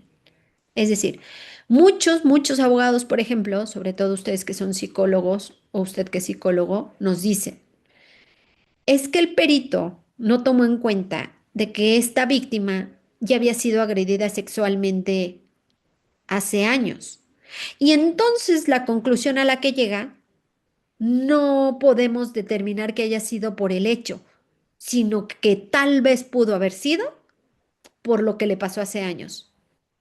Esos son, es mucho el argumento que traen los defensores, ¿no? Y ahí ahí ya cuando voy a resolver les digo, a ver, espérenme, pero el perito, ¿qué concluyó? O sea, ¿qué concluyó, no? A nivel de vinculación, no a nivel de sentencia. A nivel de sentencia es diferente. A nivel de vinculación, les digo, ¿pero qué concluyó? Ah, no, que es por el hecho. Ah, no, pues si él dijo para vinculación que es por el hecho, pues yo le creo que es por el hecho. Si es para juicio, es diferente, porque para juicio va el perito y me tendrá que demostrar, de acuerdo a las preguntas que le hagan, que efectivamente las conclusiones fueron por el hecho. Y entonces el defensor se va a tener que encargar de hacerle preguntas inherentes a diversos hechos y si estos influyen en el resultado o no influyen. ¿Ok? Es decir, plantearle distintas hipótesis, pero que tengan que ver con su dictamen. Ahora, mm, preguntas fuera del dictamen, pues tendría que usted hacer las aclaraciones pertinentes. Ahora, aquí nos vamos a encontrar de todo tipo de contrainterrogadores. Va a haber contrainterrogadores que no le van a dejar hacer aclaraciones, es decir, le van a decir, usted nada más conteste sí o no y ya. Y está bien, así es. Esa es la labor del contrainterrogatorio. Pero entonces, ¿de quién es la labor de que el perito justifique su respuesta que acaba de dar de un sí o un no? O hablar de lo que no viene en el dictamen, de quien lo ofreció, para poder volver a levantarlo y por qué tenemos que darle credibilidad a ese testigo, a ese perito, ¿no? Pero al final del día, pues tendría que hablar y justificar. Ahí el fiscal tendrá que estar, o el que lo ofreció tendrá que estar muy atento para saber qué es lo que se le está preguntando, si está fuera de alcance y en todo caso cómo poder retomar de nuevo el dictamen. Esa es la labor de ellos también. En caso de usted, pues tratar de justificar. Si no lo deja la persona que lo está interrogando porque le diga hasta ahí y él es el que lo controla. El otro día me acuerdo mucho, no me acuerdo si me pasó con un perito o un testigo, me decía, pero es que yo quiero hablar y no me deja. ¿Puedo hablar? No. Yo no controlo. El que lo controla es él. Yo nada más tengo que ver que a usted se dirijan con respeto, punto. Yo no intervengo. Y a ellos les cuesta mucho trabajo eso, ¿no? O a ustedes como peritos o como testigos les cuesta mucho trabajo entender eso. El juez no es el que decide hasta dónde va la respuesta o que les dejemos hablar porque el otro no le está dejando hablar. No, el juez no controla eso. ¿Sale? Ah, dice,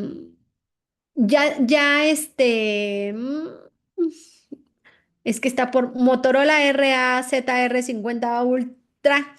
Ya compartieron el libro aquí, ya está aquí en los comentarios. Se llama Litigación Penal, Juicio Oral y Prueba. Ya está aquí. ¿Sale? ¿Alguien más que tenga preguntas? Señoría, si nadie tiene preguntas, nada más quisiera comentar lo siguiente. ¿Cuál es, en su sala, cuál es la interpretación? Porque lo he visto esto, que únicamente se permite, y para el criterio de algunos jueces, el desahogo de medios de prueba en la continuación, en la prórroga de plazo constitucional, siempre y cuando se trate de delitos que ameritan prisión preventiva oficiosa, porque ahí hay una cuestión también, ¿no? Que siempre, esa es una, y la otra finalmente, no sé si estemos de acuerdo, es que en la prórroga de plazo constitucional tiene el mismo valor o el mismo estándar probatorio tanto un medio de prueba que se desahoga como un dato de prueba. Finalmente no prevalece uno sobre el otro. No sé, esa es la opinión que tengo y la pregunta que quisiera hacerle, ¿cuál es el criterio en cuanto al 140? ¿No? Porque hay quien dice tajantemente, no se puede si no son delitos de prisión preventiva oficiosa y incluso en algún momento con alguna magistrada que tomé clases, justamente yo le decía, me parece que es un tema muy importante para todos los que litigamos desde el sistema inquisitivo, que en su momento se teníamos también la prórroga de plazo constitucional y poder ofrecer pruebas en ese entonces para lograr la libertad del justiciable, ¿no? Ahora creo que en ese término, tenemos también esa oportunidad para poderlo hacer siempre y cuando lo sepamos hacer de manera correcta. Bueno, en relación al estándar del dato y del medio, la tesis es aislada, ya se las dejé aquí en comentarios, es la 2015 953. Denme un segundo, por favor. ¿Quieres la exhibimos en pantalla? Es la de, dice, auto de vinculación a proceso, el estándar de valoración para su dictado no debe rebasar el del dato, aun cuando en la carpeta de investigación el Ministerio Público o la defensa en la audiencia inicial hayan integrado algún medio de prueba. Entonces, ahí está, es aislada, repito, es aislada y es del primer tribunal colegiado en materia penal administrativa del 17º circuito. Entonces, es el criterio que hay ahorita y el que establece sobre esto. Ahora, en lo personal, que fue la pregunta, en lo personal, eh, cuando hay medida cautelar, yo sí permito el desahogo de medios de prueba. Es decir, llámese prisión preventiva, llámese alguna otra medida cautelar, sí permito el desahogo de medios de prueba, porque a excepción de la garantía económica, pues todas las demás medidas cautelares son personales. Es decir, todas las que se establecen en el 155 son personales, a excepción de la garantía económica. Por lo cual sí permito el desahogo de medios de prueba y eso lo podrá decir gente que incluso está aquí y que han estado en la sala de realidad conmigo. O sea, sí lo permito, no tengo tema. Pero no debemos olvidar que es potestativo del juez, porque el artículo 314 establece podrá. Y entonces el criterio de algunos compañeros, que los respeto, podré no compartir, pero yo los respeto, es no admitirlo. Entonces, pues digo, pues está bien. Lo que sí yo no autorizo, o sea, yo si no voy con eso, igual admiro a los que sí lo permiten y igual lo respeto, es el desahogo de mini juicios. No, o sea, les digo yo mini juicios, no. Si el policía ya declaró, pues ya tengo la entrevista. ¿Lo quiere contrainterrogar? Pues váyase al juicio. Pero él ya tengo una entrevista y no lo va a someter a un contrainterrogatorio en estas audiencias iniciales. Este, fuera de eso, le digo, ofrézcame a sus testigos y yo se los recibo con gusto. Entonces, pues ya. Ajá. Muchas gracias. Este, Maribel, ¿tienes alguna pregunta?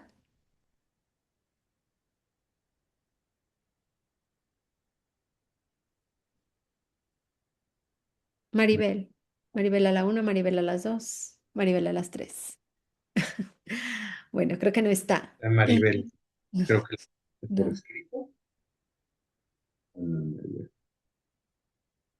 Dice, es que dicen aquí una pregunta. Durante el juicio, tratándose de cuestiones de género, la imputada refiere haber sido violentada por la víctima al momento del hecho. El MP no realizó durante la investigación alguna diligencia para valorarla. Psicológicamente hablando, ¿el juez puede en ese momento ordenar algún acto de investigación? Eso lo pudiéramos ver en la siguiente clase, que es prueba 9 y prueba de refutación. Pero recuerden que el Ministerio Público no va a ordenar nada que pueda favorecer a la imputada y menos a nivel de juicio. Él ya lo que va a demostrar es a nivel de la víctima. Estamos en el juicio oral, porque es lo que están preguntando. Dice, pero ¿cuál sería la pregunta, Maribel? Es que la está escribiendo en comentarios.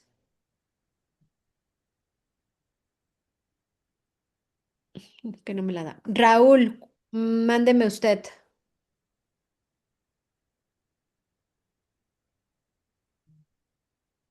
Raúl, ya. Ya, gracias. Doctora, buenas noches. Hola. Doctor Camacho, buenas noches y muchas gracias por la invitación. Oiga, dijo usted algo muy importante que me hizo mucho ruido. Dio la pregunta, pero también dio la respuesta, dio la solución. La preocupación de uno no es muchas veces los ejercicios, ¿no? Para apoyar, para superar, para evidenciar, para lo que venga. El problema es cuando uno tiene, por ejemplo, un senecto de 92 años, ¿no? Que no le sabe leer ni escribir por un robo de frutos, cosas por el estilo. Dijo usted, si de plano no le entran a los ejercicios, háganse cargo con el registro, con los registros, con los datos en etapa de juicio. No, no, no, no, en las etapas iniciales, en el juicio ya no se puede, en el juicio esa fuerza, Ok, desahogo de pruebas de prueba. No, no, no, no, no, a no, ver, las pero ciencias no, iniciales.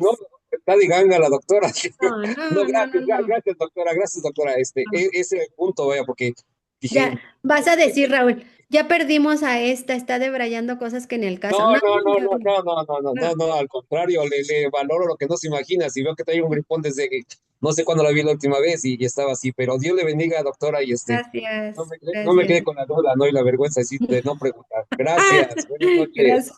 No, no. Dios le bendiga, buenas noches. Bueno, los que aún no me siguen en Facebook, les dejo mi nombre completo. Tengo Messenger, ahí me pueden contactar por Messenger y hacer todas las preguntas que consideren oportunas o que consideren necesarias o dudas que tengan. Ahí las pueden plantear, y ahí con todo gusto pues los puedo atender. En Facebook regularmente pues voy poniendo los cursos a los que me invitan, a los que colaboro, participo y ahí me pueden seguir. Como ya les dijo el maestro, voy a estar la semana que entra aquí de nuevo, con el tema de prueba 9, prueba de refutación. Entonces, pues ahí lo voy a ver. Quiero darle las gracias al maestro por su invitación para estar en esta plática, a ustedes por escucharme, a gente de ver que ya me siguen en varias pláticas. De verdad que se los agradezco, de verdad que lo valoro mucho, mi agradecimiento total. Y pues siempre les digo, yo estoy a sus órdenes, las puertas de mi sala están abiertas para quien guste ir. Soy de las jueces que aunque sea buena juez o sea mala juez, pues siempre me proyecto con total transparencia, cero corrupción, hasta el día de hoy, cero corrupción. Y eso es algo que se lo aprendí a quien fue mi maestro, que fue mi jefe muchos años, en donde siempre nos tuvo bien fuertes con la corrupción y entonces por lo mismo siempre demuestro transparencia y abro las puertas de la sala para quien guste, salvo en aquellas audiencias eh, en donde pues se tiene que respetar la privacidad, ¿no? Fuera de eso, estoy en sala 12 en Doctor Lisiaga, ahí me pueden encontrar y siempre permito al público, incluso mi propia institución con la cual estoy totalmente agradecida, a través del área de derechos humanos, siempre andan ahí buscándonos para poder que haya alumnos en las salas, ¿no? Les digo, bueno, tal vez no aprenderán mucho, pero transparente soy. Entonces, pues bueno, muchas gracias a ustedes, que pasen muy buena noche Pues, y cuídense mucho. Nos pues, estamos señoría, si me lo mal. permite, le vamos a entregar su reconocimiento. Antes de que se vaya, ya se lo enviamos de manera, a través de WhatsApp, pero queremos entregarle un pequeño reconocimiento, ponerlo aquí en pantalla, justamente. Abogada Jovita, si me hace favor de leerlo. Sí, con mucho gusto. Muy buenas noches. Otorga el presente reconocimiento a Adriana Ivette Morales Chávez, jueza perdón, jueza 43º control en el sistema procesal acusatorio de la Ciudad de México. Por haber impartido conferencia gratuita denominada Interrogatorio y Contrainterrogatorio. Dice, en juicio oral, ofrecimiento de medios de prueba de la prórroga de plazo constitucional. Ciudad de México, 14 de mayo de 2026. Firma el doctor honoris causa y maestro Manuel Pérez Camacho, director general del Liceo Académico MX. Gracias por su excelente ponencia clara, precisa y concreta. Bienvenida a su casa de estudio Liceo Académico MX. Todo un honor escucharle. Muchas gracias. Doctora, Gracias, Gracias, gracias por la invitación. doctora, gracias a usted. le quiero agradecer y bueno, pues esperemos, les comento, voy a platicar con la doctora, ojalá se incorpore con nosotros y algo que me agrada, creo que estamos en el lugar y con la persona correcta por el escudo, porque aquí veo Juan 3:16, porque de tal manera amó Dios al mundo que ha dado a su Hijo unigénito para que todo aquel que en él cree no se despierta, mas tenga vida eterna. Amén. Amén. Y Ujú. justamente digo, y lo vuelvo a repetir, creo que todos lo saben en el medio, que soy católico. Y esa es una cita católica. Y este escudo es parte de esa cita. Doctora, muchísimas gracias. Un gusto a todos por habernos acompañado. Y nos vemos, primero Dios, el 28 de mayo, jueves 28 de mayo, para la plática prueba nueva y prueba de refutación. Gracias por su participación tan brillante en el Liceo Académico y pues la estaremos esperando de nueva cuenta por aquí. De Gracias, gracias a ustedes. Que pasen buena noche. Gracias. noche.